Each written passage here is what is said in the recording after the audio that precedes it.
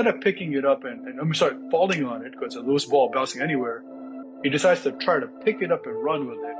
Which is probably a bad decision when there's 4 other red jerseys around you. Probably just want to jump on it, call it a play, and we'll move from there. But he took the risk and it backfired.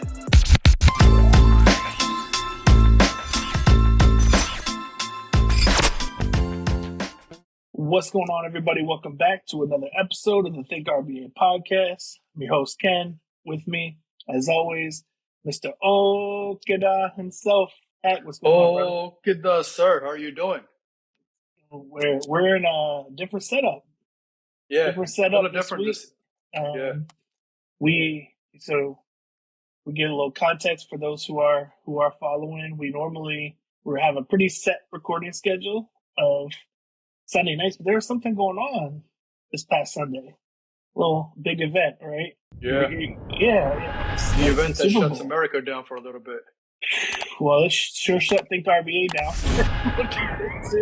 Right. So originally, with the game, thinking the game would end at a normal time, we had planned to record later that night. So we watched it together in person. Yeah. Right? Not in the studio where we normally are. So we figured we'd have enough time to get back, do what we need to do, record a little something, quick reactions, and then these jokers went in overtime. And not only did they go into overtime, they took every second of overtime. But we're gonna get into all that. And so then we had to look for, time during the week, one night. I mean, clearly it's dark out there. Look for one night where we could find some time in between the youth sports and coaching and all that good stuff to get this recorded done. But I'm actually kind of glad that I can just transition there. I'm actually kind of glad that we've had a few days to sit on it because I have had an opportunity to further see some of the reactions and see some of the outpour of emotions on both sides as to who was really responsible for what we witnessed, right? Whether it was, just another thing from Patrick Mahomes and the Chiefs, whether it was Kyle Shanahan doing Kyle Shanahan things. There's a lot of opinions out there. So it's actually been interesting. And a few things that I just really learned, just some of the nuances when it comes to strategy and what these coaches are thinking and the decisions that they're weighing in split second intervals that ultimately have significant impacts on the end of the game or the way the game goes or whether it ends up in a win or a loss. So I'm actually glad we've had some time to process and we can kind of talk through some of the intricacies of that. But first off, so just to put it out there, who were you rooting for going into the game? And I can verify that you're not lying. So. So I want to take a real quick step back. No, go ahead. You challenged me to something last week. I had to come up with a name for you. Oh, snap. Oh, and I did. Okay, my bad. I went straight through that intro. I know. It's all right. I did. However, I'm going to hold it till we're in person. Okay. But I did come up with a name for you. It's fair. We're going to have to test run it, though. We're going to have to have we're going to have an ownership vote of whether it fits. But oh no, it fits. Okay. It fits. But we'll get into that later next week or whenever we do get together. Okay. Now, to your question as to who was I voting for, honestly, I wasn't voting for anybody. I could have cared less who won. But what I did want to see though was what I'll say is I'm the kind of guy who always roots for the underdog. When I say underdog, there's really not an underdog in this game. Right? Two powerhouses. Correct. But when it comes down to that, now I want to vote for the team that gets redemption. Right? So now I want a redemption, then it becomes 1-1, and now it's all right, let's meet up again and really best of 3, right? Best of 3. So you were for the Niners? Sure, yeah, in that case. Correct. Okay. They were down 1. It'd be nice for them to come, even it up, and then hopefully we have a future matchup. And see a part 3 next year. Correct. Or whenever. The that door got shut, Yeah, it thankfully. did. Um, Who were you I voting made for? well, I made it abundantly clear. So we had a little Super Bowl party here at the crib, right? Yep, And thank you for you and your folks coming through, and there's some other folks that came through, and they know who they are if they're listening, and shout out to them as well. We had a nice little yeah, party going on, yep, some nice little spread, right? absolutely, yeah, Had some good food, some wings, some vegetarian food too, because you got to have all the options. Pizza. absolutely. Hey, you know they said, right? You need three things: food, friends, and sports. There we go. And we had all of them, Boom, so that was fun. all of But I made it abundantly clear to everybody that was coming through that we don't do no cheering for Kyle Shanahan in this house. I them. mean, That's right. Those are your exact words you said when I. I went around like, who's rooting for the Niners? Okay, you gone. Get out of here. No, I didn't throw anybody out. But yeah, no, it's just hard. Like, it just that Super Bowl for Atlanta still stings, and it pissed me off more throughout the week as I kept seeing clips on social media. Specifically, the one that was resurfacing was when I think Matt was on the other side of the 40 and he threw that dot to Julio, and Mm, Julio came like toe tapped it and like caught it yep, over the dude. Like that should have been one of the best plays in Super Bowl history. It still is, but like that's not what people think of when they think of the game. Like no, that should have no, been the moment. it got overshadowed. It got overshadowed. That should have been the moment that people thought about, because all he had to do from that point, where we're down by the 20, is run, run, run, run, run, run, run, and like just run the fucking ball.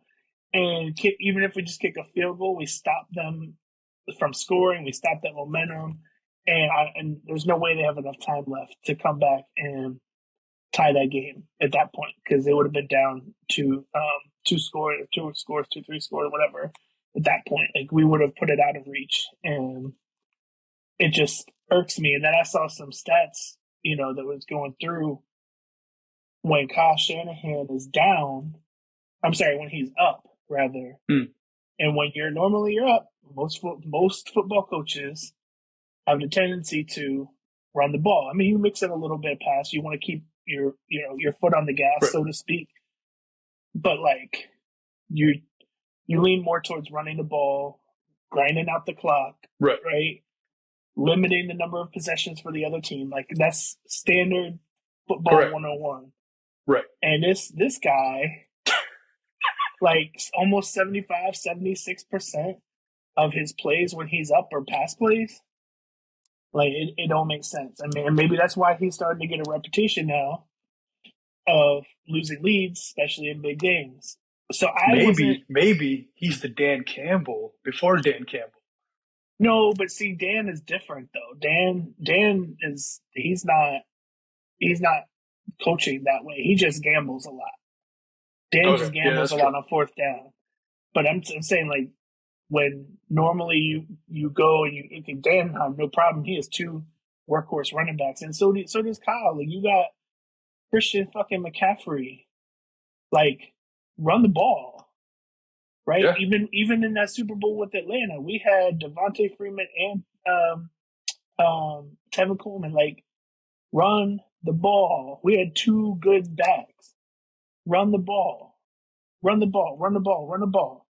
Just couldn't do it. So clearly there was no rooting for Kyle Shanahan. It was all Chiefs on this side. sensing a little PTSD. So I'm hesitant to say that because I don't want to offend our veterans community. I No, got that's much true. love But for the veteran community, but I there is you know some the there is still some leftover, like, yeah, this animosity. listen. The scar is there and it will remain Got until it. we win a The Super Bowl. wound has healed, The but the wound scar hasn't not healed. remains. Not The healed. wound Wow. hasn't healed. No. Wow. The wound is still there because every time I see a highlight, like it hurts Hmm. because I'm just reminded of what should have been. But anyway, enough about that. Just that was a very long way of saying we're not rooting for Kyle Shanahan in this house. Got it. And so it was all Chiefs for us. Got it. It was all Chiefs. Okay, so we get into the game. You actually got lucky, bro, because y'all got there like top of the second quarter. Yes. Yeah, that for whole first half was. I was just like, oh man, this is gonna be because the one thing I was rooting for was a good game. Like Right. I want to see a good Naturally. game, and I want to see Kyle lose. Right? Like I can have both, The right? perfect man. Like selfishly, like The that's what I win-win. want to. Yeah, so we win. But that start to the game, sloppy fumbles on both sides. Christian McCaffrey fumble, which he never fumbles, or very rarely ever fumbles. But it was a nice little defensive battle, that's for sure. Hmm. And I think the one thing that it told me was like, okay, both of these defenses came to play today. Hmm. Both of these defenses came to play. But the question was going to be which defense is going to hold up longer, because eventually you break down and you wear down. Right. And I didn't even realize this, but there was a graphic, and I'll see if I can find it. We post this clip on socials, but there was a graphic that like the Chiefs defense was was almost a historic all time defense this year, which I didn't even realize. I knew they were really, really good, Hmm. but I did not Okay. think that they were like. I mean, this graphic, and I forget what it was based on, but it had them up there with the 2000 Ravens, I think it was the '02 Bucks, like the Wow. they had them up there with some of the top defenses of all I didn't time realize that. statistically. And I was like, wow. But then again, you have an offense like San Francisco's. It's just like what are these two heavy machinery units are about to just Right. collide. So you And remember when I first got there and I asked you guys a question? I said, so has it been bad offense or great defense? yeah, And you guys are like a little bit of both. it was. It really was. It was some sloppy play, some nerves probably in that first quarter, a little feeling each other out. But the defenses, man, like it became clear as the game wore on that they were here to play. And I'm like, oh god, we're gonna have like a 17-14 game. Like this is gonna Hmm. be like a snooze fest, right? Hmm. And I was already mad because the pizza was late, and Oh so yeah. I'm like, the game's boring, the pizza's late. I'm like, this is not how I wanted my Super Bowl party to turn out. But nonetheless, it started to pick up. Anything? I But mean, what did you but have? what you didn't know was that the actual feast was gonna come in the second half. Right, That right, was the right. pizza show. So Then that's so. Before we jump into the second half, though, first, did you have any other reflections on the first half? no, I remember just we got there and it was just like it was just dull. Yeah, It was really dull. it was I think we started doing a Taylor count. Really, that's what it. the Taylor Swift. Yeah. I had a lot of people this week who have been like, "Hey, we survived the Taylor Swift Super Bowl Yeah, yeah, for exactly. this year. Wait till next year; it's gonna be worse." Oh my Um, God. Oh, so you're predicting them to make it back? I mean, we'll see. We'll get to that in another episode. Okay. Um, but they're going for it. They talked about in the parade Hmm. commercials, Super Bowl commercials. Hmm. Thoughts this year? Yeah. Because I know we had many of them while they were happening. So you want your thoughts on those? Yeah, Um, they were lackluster. They were. I only remember two. One, just because it was the frequency, and two, well, there's three things I remembered. One, that any and every Hollywood's running out of roles for celebrities because they're all doing commercials now, and all together in the same commercial, which is crazy. you know what I thought of though with that real quick Hmm. was I bet a lot of these were filmed during the strike. Possibly, possibly. I just remember seeing when I saw Tom Brady, Matt Damon, and Ben Affleck in Dunkin' Donuts jumpsuits. Dunkin' Donuts jumpsuits. Bruh, I come on, man, come on, seriously. They must have thrown a lot of money their way, a lot of money their way. See, that's actually But come one of on, the few that I enjoyed. but the one I really enjoyed was this Doritos commercial with Man, the two Doritos old always kills ladies. it. Yeah, With it, that was my favorite one. The other one I remember was Timu. Timu yeah. just with the frequency of how like man they must be banking with the three commercials, and those were long commercials too. 3 different spots. Yep. Yeah, so that's kind of what I remember from commercials. Yeah, there was. It was. There's a There bunch was of a car lot. ones. There were a lot that were just like, how did they get the money for this? I actually enjoyed the Dunkin' Donuts, so I thought it was funny. And now there's been, I don't know if you've seen them, but there's been some outtake like clips Yes, that have been I've seen posted, those. which are Yep, even funnier. Like yep, when they yep. were throwing the ball through the tire and Yes, everything. Like I was like, oh no, okay, that one wasn't as bad. The Doritos one, Doritos is always on point, and everything else was like, what are they? Like, it doesn't make any sense. right. You know, surprisingly though, every Super Bowl, I remember some type of Pepsi or Coca Cola commercial, but this time I didn't. I don't recall one or Mountain Dew, unless Or I missed the first half. what's been a staple has always been Budweiser. Yes, but I think it was Budweiser a has Miller Lite or always, Cool Light or I don't even drink, and so I don't know. yeah, I know there's a few times that I had to step away to go check on the pizza, but I missed a few Yeah, commercials. what's that alcohol? The beer that with the train, Coors Light, Coors Light. Uh huh. That's the one that showed up frequently. Yeah. So it was interesting to me because I didn't see a Budweiser, but there may have been one. The other one I didn't see, but I learned about on social media afterwards was the Kanye spot. I don't, and I didn't see that one, but it was a 30-second spot that he filmed on his camera in a car. So he spent no production money on this commercial, paid $7 million for a 30-second spot, basically of just him talking about his clothing line. Mm, And I think that what they said was afterwards it generated about like something like 19 million in revenue. mm. He spent $7 million to generate 19 Okay, off a okay, double. recording on his cell phone. No big production, like no paying all these people to be in the commercial. Just him in a Mm. car with his phone. I thought that was. I mean, he gets a lot of flack, but that was genius. That's creative. He's creative though. He always likes to go against which is Creative great. He more genius. than doubled his money. It's, Talk about the that's great ROI on that. marketing. Great marketing. Halftime show was interesting. Interesting. It had its moments. It started off slow. I missed the Alicia Keys squeak, which apparently they fixed in post production. Mm. Because the actual official clips now you don't hear it. Oh, okay. Yeah. So I don't know. I heard it, and I'm not a big halftime kind of guy, so I walked out. they, he was like, I don't care about Usher. Or any of them. The funniest thing was the clip, the little meme or GIF I sent you. Did you see the one with the Yeah. comparison to dodgeball? Well, there was a girl too that fell off one of the poles, I like heard in the about that. background. So Yep. apparently You see her she's falling in. off. Yep. Yeah, she's all right now. But it was like, I was like, damn, she just slipped and fell off that pole, right? And somebody was like, Mm.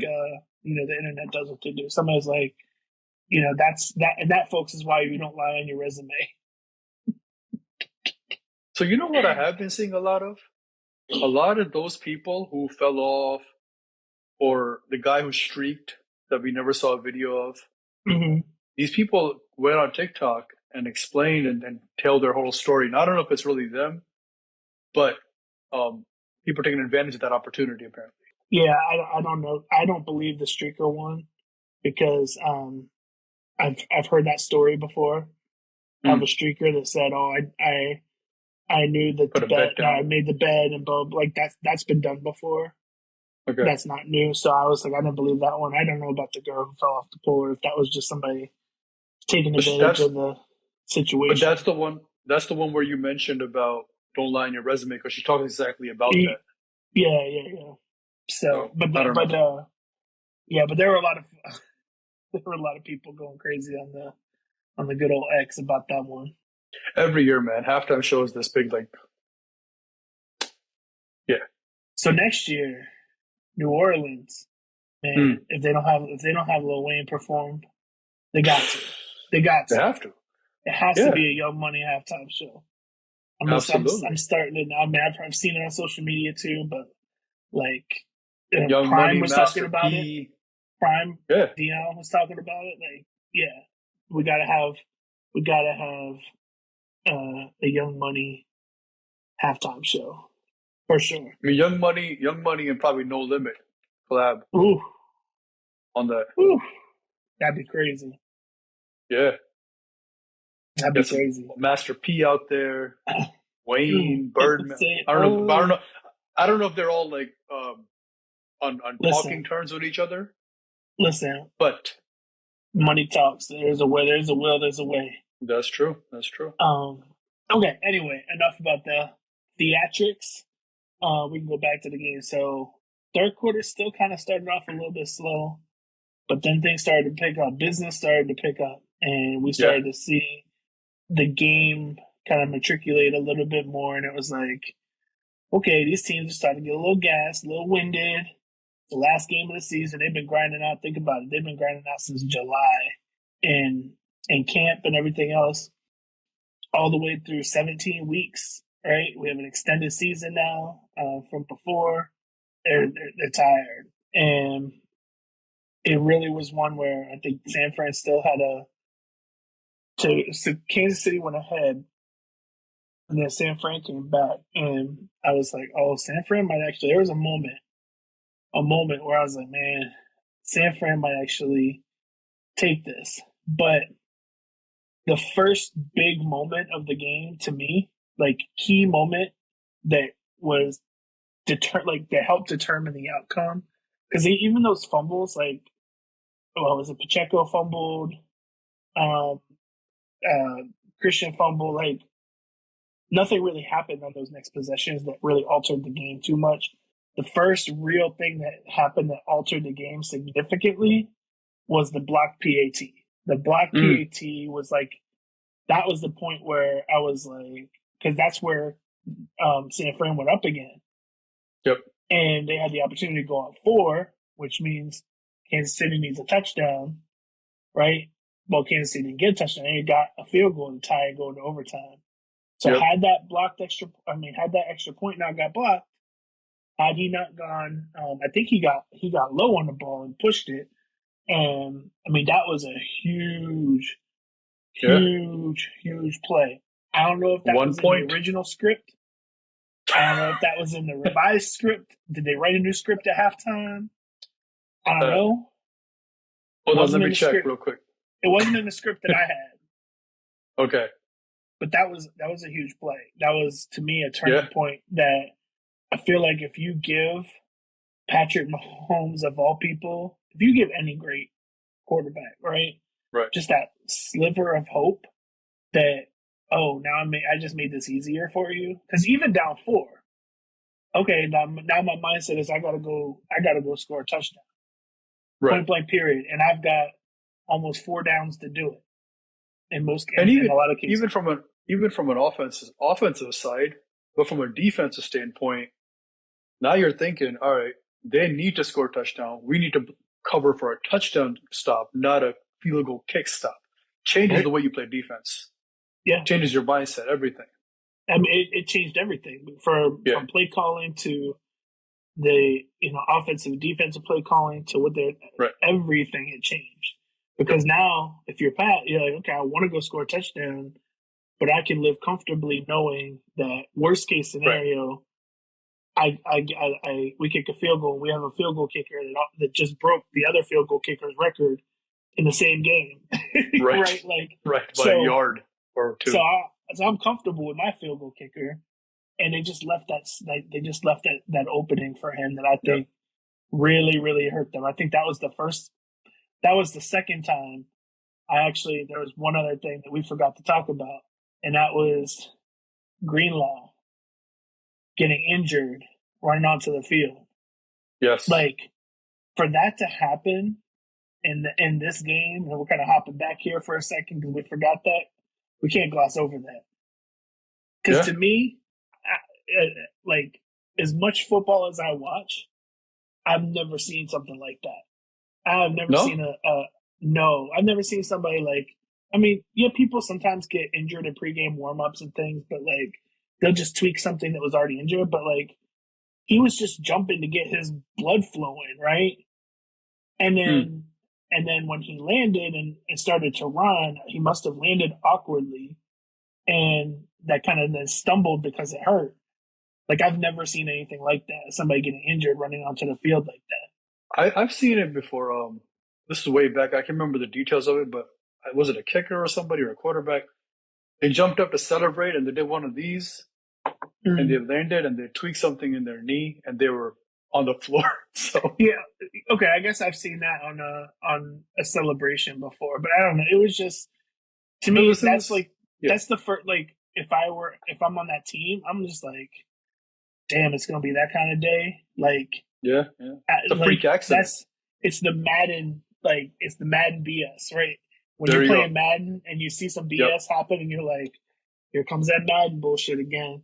yep, Um, that's how I would have felt. So, like that was a like somewhat demoralizing piece because now you just lost one of yeah, your key defensive players on a freak accident in the biggest game of the year, right? Like that's just yeah. crazy. Then you have the blocked um, There's one PAT. more. There's one more actually. I at least I feel it. I don't know what you think about this. Was the punt return that hit the I believe it's the San Francisco one of their players' legs. Well, that's coming up next, but that was a great Okay, segue. That's a great okay. segue. So go. So yes, that was huge When Kansas City because kicked, they couldn't move down the field, so they had to right. punt it. Punt a great punt, by the way, and it went all the way down, hit the floor, hit the guy's leg, and now it's a live ball. Mm-hmm. And now instead of picking it up, the guy who was originally intended to receive it, instead of picking it up and I'm sorry, falling on it because it's a loose ball bouncing anywhere, he decides to try to pick it up and run with it. Which is probably a bad decision when there's four other red jerseys around you. Probably just want to jump on it, call it a play, and we'll move from there. But he took the risk and it backfired. And It until was that moment, I felt like Kansas City, that's the biggest progression they had from yardage perspective. But they couldn't move the ball. yeah. No, you're right, and it was like this sequence of events that if you're like I could feel for 49ers fans because I'm a Falcons fan and I've been there to where things have like progress through a game where you're just like, oh, we're like snake bitten or something, right? Because Mm, first we lose him and then we get this block. Well, then we stop them on the next possession and on the punt, oh, it freakishly hits somebody else's leg and out of instinct he tries to pick it up. Doesn't go our way. Now, boom, they're in scoring range, right? Like here we right. go again. It's just one of those like things that will demoralize a lot of teams. Yeah. But what's crazy about it is after all of that, they still had a chance. They They did. still had a chance when They it did. all came down. But nonetheless, Kansas City kicks the field goal, sends it into overtime, and then here we are. So I loved how the game progressed, and it got just increasingly more interesting. Yeah. And then the fourth quarter and OT were like it was like we got a good half of football. We had three Yeah. kind of quarters, and then we had a good solid quarters of spectacular Bro, football, right? it was crazy because remember I was telling you, like, if it's one of those games, we're going to leave early because the kid, Mm-hmm. my son has a school next day. We got to get home in time, whatever. I'm like, yo, come on. This is when you decide to play. Like, this Right. is when y'all decide to, and then you decide to push it. What's going on here? Decide to push it. So I want to talk about the overtime because that really was the. I mean, there were a couple of things. One was the decision by Shanahan, and then one was the kind of how things ended at the very end. So The first talking decision to about what, punt, kick, or receive? correct. Okay. So now, mind you, this is the second Super Bowl has gone to overtime. The last time was the Falcons one that I referenced before. So both of them, Kyle's been in. Mm, The rules were different then, right? mm-hmm. It was the traditional overtime rules. If you get the ball and you go down and score a touchdown, you're done. You win the game. That's what happened. They were coming back. They won the toss. Patriots won the toss, went down, scored a touchdown. We didn't get a chance to possess the ball in overtime, we being the Falcons. Well, remember the Josh Allen rule, because of the game against Kansas City in the playoffs a couple of years ago, where they were going back and forth, and Kansas City scored with 13 seconds left on the clock to tie it. They go into overtime, and Kansas City won, drove down, scored, and the Bills didn't get a chance to possess the ball. Then they changed the rules. Didn't change it based off of the Super Bowl overtime where that happened, but they changed it off of the other playoff game. So anyway, I'm gonna get off that high horse too, because just another we'll change it for the division for Josh Allen and the divisional series, but we're not gonna change it to the team that got screwed over in the Super Bowl. But anyway, there's no PTSD there. No bitter feelings here. None. Tell us how you really feel, Ken. So obviously knowing that both teams are going to possess the ball can potentially alter the strategy. There's been some things that have come out like the mic'd up. I don't know if you've seen those mic'd up moments. They had Patrick Mahomes mic'd up and got his reaction and everything, and everybody was surprised because the analytics play is that you defer, right? You let the other team go down, score, see what they're going to do. See what they're going to do. Do you need 3 points? Do you need 7? Right. And then you get the ball and you have 4 downs every time to progress the ball. Because if you don't, you're not going to punt, right? Right. Whereas San Fran, they could have had a 3 and out and punted the ball, right? But they did drive down, got a field goal. Even if they had got a touchdown, right? And Kansas City had come down and got a touchdown, they could have gone for 2 and ended the game right there. And that's where I think, so Kyle Shanahan came out and his claim, and I want to see what you believe, his claim is he wanted the ball third, meaning he felt like whatever they went down and did, he thought if Kansas City matches that field goal or touchdown, he wanted the ball third. So like, let's say they both, I think he thought they were going to go down, score a touchdown, and Kansas City was going to go down, score a touchdown, and then he get the ball last, kick a field goal, and win, right? Like, I think that's what was going through his mind. Okay. To get the ball third. But again, Kansas City can come down, score a touchdown, go for 2, and end the game right there. Okay. So my thoughts on that are, I think that is irrational frame of thought. And my reason being, let me back it up now. My reason being that you have to understand who you're going up against, right? If you're going against, I'm sorry to say this, if you're going up against the Falcons, hey, whoa! You may want the ball third. We don't need to cut strays here, sir. But if you're going against Andy Reid and Pat Mahomes, who have proven that they can handle the situation, right? That moment, you take what you get. You take what you can get. You don't start anticipating for their failure because they have a track record of proven history, right? Of success. So at that point, I that's why I feel like that's frame of thought is irrational. Given who you're facing and who you're in front of right now. That's how I would take it. So I would not have thought that. At first, I was like, okay, but the more I marinated on that was borderline a fireable offense. That was borderline a fireable offense because that's just a gross mismanagement of the game. Like, and unfortunately, he's had examples of this over time, and now he's been in the position to win 3 Super Bowls with a lead and has lost all 3 of them. And it's been based off of decision making. Now the Falcons, when I joke a lot about that, whatever, he wasn't the head coach, right? Yeah. But he still was calling the plays offensively, right? But he wasn't responsible for the defensive collapse, right? Like that was shared with the head coach. But you're the head coach now. You're the decision maker, and there are so many people, so many voices in that headset that I can't imagine. And I mean, he confidently told Fred Warner, like, not the again, the mic'd up stuff has come out now, and he confidently told Fred Warner, like, we want the ball.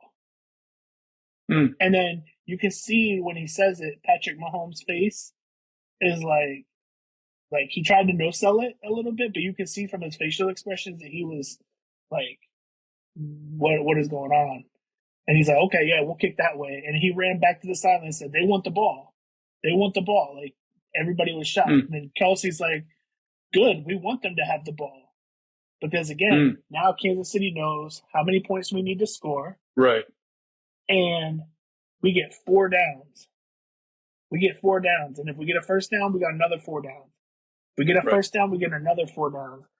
Yep. And Kansas City's good enough on 3 downs. You're going to give them 4 the whole way down the field? Right. Like, that's just bad coaching, in my opinion. You're going up against a future GOAT, a Hall of Fame coach, a Hall of Fame tight end, a Hall of Fame quarterback. What are you doing? Right. You got to play smart. And then on top of it, just a side note, they fired the defensive coordinator today. The defensive coordinator whose defense held Patrick Mahomes to 19 points in regulation. Wow. And basically have now put the blame, whether it's... That's how it always works, doesn't it? They haven't blatantly put the blame, but, they've put the blame, so to speak, on him. It's like, he's not the problem. Kyle was the problem. Right. Kyle made a huge error of judgment in that. Hey, one thing I will say, though, at least Kyle's consistent. But I don't understand, though. So you say you want the ball third. There was not a third. Correct. There wasn't a third. That's why it's irrational. It was crazy. Okay, so fast forward seconds. The clock is ticking down. Tick, tick, tick. It's like first and goal. It's first and goal. You should, in 35 seconds, you can get off 4 plays. Yeah. As long as you don't run. Right? The clock is ticking. Kansas City got 2 timeouts. Right? Yep. Tick, tick, 33, 32, yep. 1, 30, 29. We're all of our, like, we're looking around like, timeout. Why is he not calling the timeout? What's going on? What is happening? Like, nobody could figure it out for the life of us. And I think Tony Romo tried to explain it on the broadcast, but we were so loud in the room talking about take a timeout, what is he doing, that nobody heard it. I didn't learn about it till afterwards. But had the clock went to 0, the game wasn't over. City was down. Overtime started a new game. They still get to finish their possession. So it would have went into a second overtime period until they finished their possession. I see. So that's why they weren't in a hurry to call the timeouts. But so after the fact, I was like, okay, good to know, because these are the new overtime rules. Good to know, right? What I found fascinating, though, was they got the right play call in and executed that as time was getting ready to expire. Yeah. Because on its surface, to those who didn't know the intricacies of the new overtime rule, that was a ballsy move, right? Like, I was like, you gonna let the clock run down and just rely on one play to win the Super Bowl, and then it fucking works? What? I was about to be like, the cojones on Andy Reid for like, you could have got 4 plays in. Why would you? I don't need 4 plays. He didn't need 4 plays. Bitch, he needed 1 play. I don't need 1 play. You got 1 shot, 1 opportunity. Sees everything you ever wanted in 1 moment. Man, bruh. So it was interesting to know. I thought it would have been cool then, now, like in retrospect, to have it gone to another period, because another thing that came out afterwards is that all the Chiefs players knew. Yep. I saw They that. had been covering this. They had been planning and preparing for this, right? The Yep. 49ers players No one didn't knew. know, which is another reason why I said it's a fireable offense for Kyle Shanahan, because he did Absolutely. not have his team prepared Correct. for the potential for overtime. How do you not cover Right. that? How do you not go through strategies? If we win the toss, we're going to do this. If we don't, we do that. Like, all that shit should have been planned out well in advance. Absolutely. Well That's in advance. preparation. And for anybody that wants to say that they weren't, there's a mic'd up clip of Kyle Juszczyk, their fullback, who's one of their best and some people consider one of their smartest football players on the team. That he is clearly talking to another teammate, and he said, if they score, he said, if we score, they still get the ball. They still got it. They still get a possession. I didn't know that. What? How do you not know that? How? How? Like, how does your coach not have you prepared for that? If I were, I think that's called what? Failed coaching? yeah, no. If I were heading up the 49ers, it's very rare that a team would fire a coach that's taken them to 2 Super Bowls in 3 years, right? That, yes, and also lost in the NFC Championship game last year, right?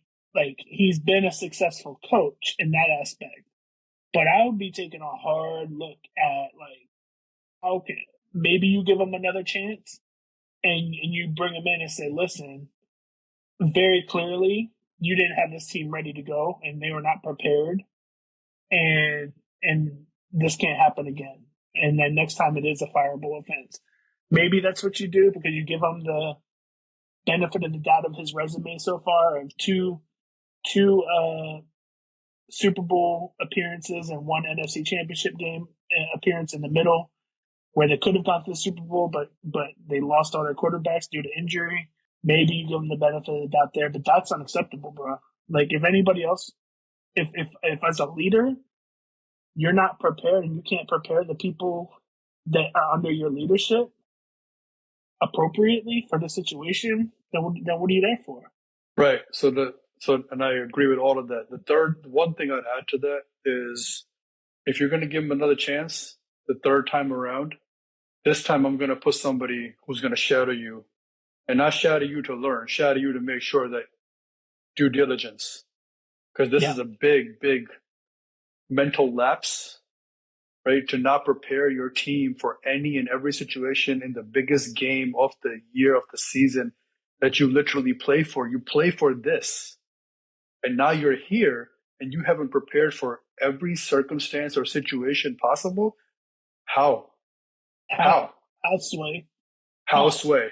Right. It's mind-boggling to me. But enough about that. Congratulations to the Chiefs. Obviously, well deserved. They were the underdog this year. This was the first time they went on the road through the playoffs, right? Remember, they had to go to Buffalo. Yep. They had to go to Baltimore, and people didn't know how they were gonna do, right? How are they gonna do without Tyreek, right? And they showed that, listen, we can do it as the dominant team, as the favorite. We can do it as the underdog too, which to me makes them very scary for next year. I know you borderline predicted a repeat appearance. There's a lot of things that have to happen, right? Sure. Do they retain all their best corner is a free agent, right? That'd be a big loss if they were to lose him, because he barely allowed a catch this year, much less any. I think he allowed 1 touchdown all year.